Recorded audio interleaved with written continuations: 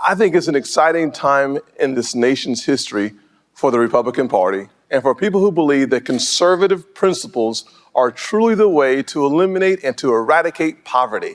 And I will tell you that as a kid growing up in a single-parent household, I have learned firsthand that conservative principles absolutely, positively, unequivocally is the best path forward to eliminate poverty. Thanks to the Kemp Foundation, Opportunity Lives for investing in this day and making this possible. We know what the solutions are. And remember this, people don't care how much you know until they know how much you care. Got trailers on the right, small houses on the left. This is how it was when I was growing up. When we came back home to South Carolina, we moved back to this little house at the end of this street here and moved in with my grandparents. Me, my mom, and my brother. We shared one bed in here. It was filled with love. Not space, but filled with love. Lots of love. Learning to become more independent along the way, being in leadership, having a decent football career in high school, all positive memories. Having 3 or 4 pair of pants and half a dozen shirts, those were the sadder memories. Part of the challenges of living in poverty, it's hard to take care of the basic. One of the best memories I have is during the wintertime when it's really cold. We had the little heaters that were connected to the wall. You had to stand next to the heat if you really wanted to get warm. And the other way to do so, of course, was to open the oven. And the beauty of opening the oven was that my grandmother was cooking biscuits, homemade from scratch biscuits. So you could always smell the aroma in the air or these biscuits, but it also provided heat. When she opened it, she'd keep the oven open. And that was just a nice way to wake up at times. And when I go to the table, my grandfather would oftentimes have a newspaper, and he was just, he was just digesting that newspaper. And it was 10 or 15 years later when I realized he couldn't read. He wanted his grandsons who were now living with him to understand and to assume that their grandfather was a well-read, learned man. I've never been inside the house. What did it feel like? Heavy. A lot of good times, but a lot of tough times too. It's interesting how some things are etched in your memory in a way that you don't really appreciate until you get back to the spot. And you can see it, you can feel it.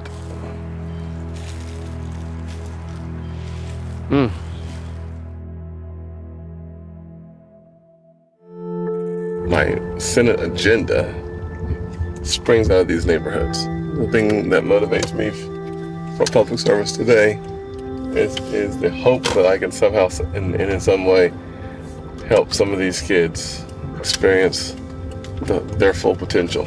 Part of the foundation's success in the country, without any question, is making sure that kids have access to a quality education. Absolutely. And I know that we have had many conversations in the Senate about how we get there, and there's no doubt that the larger the role of the federal government, the fewer opportunities for kids throughout America. The folks in Washington who are making those decisions, who are so far away from a kid, are making about, on average, $108,000 per employee at the Department of Education, where a teacher's making about $50,000. So making sure that we eliminate as much of the Department of Education on the federal level as possible only means good news for the students.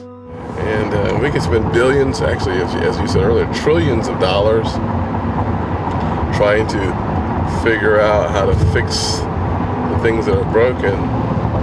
Or, as you'll see at Meeting Street Academy, we can, for a lot less, change one life at a time. That will then change the entire community. And if you change the community, you change the city, you change the city, you change the state, you change the state, you change the nation.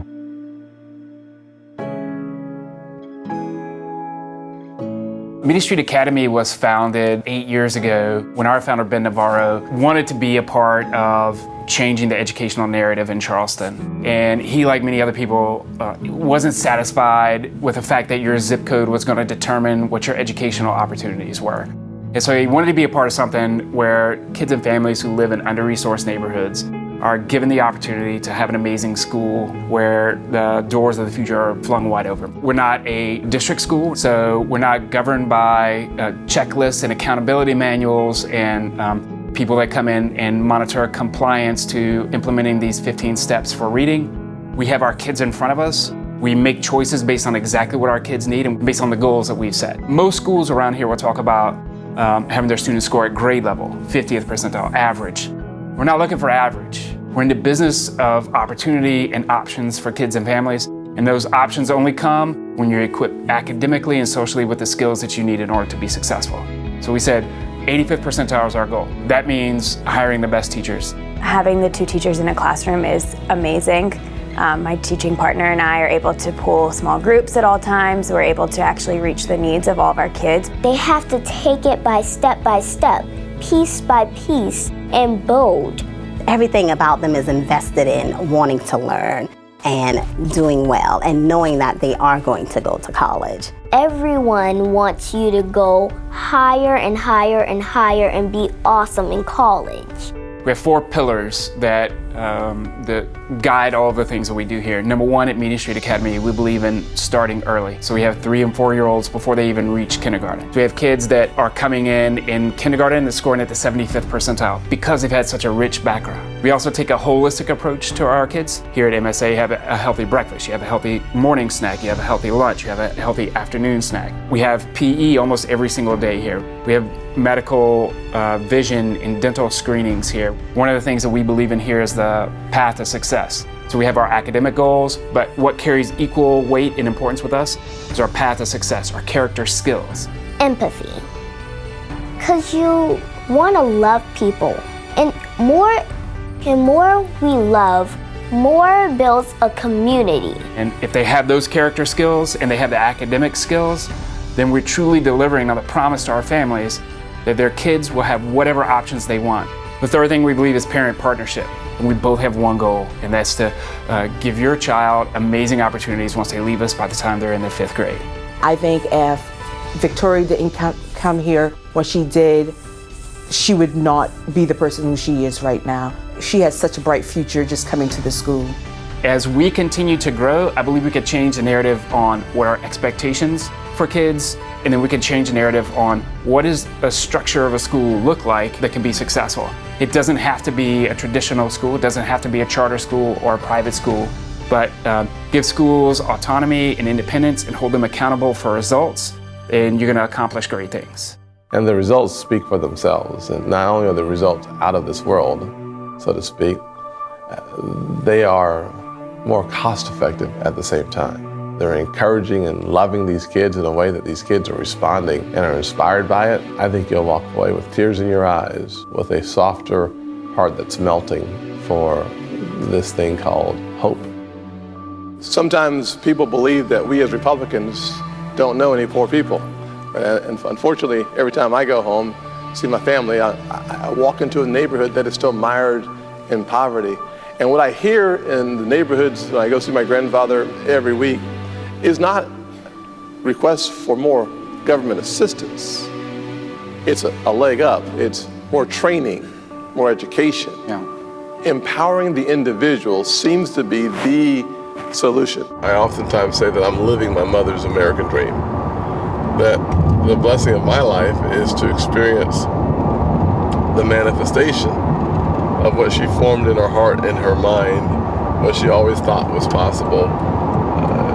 We now get to experience it together.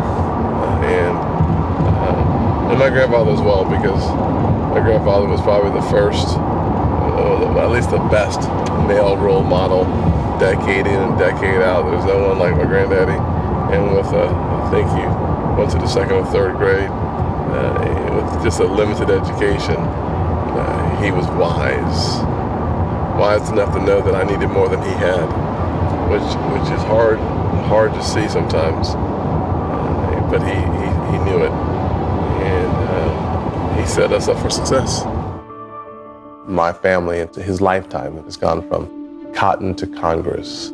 In America, all things are possible, and my grandfather set that example a long time ago.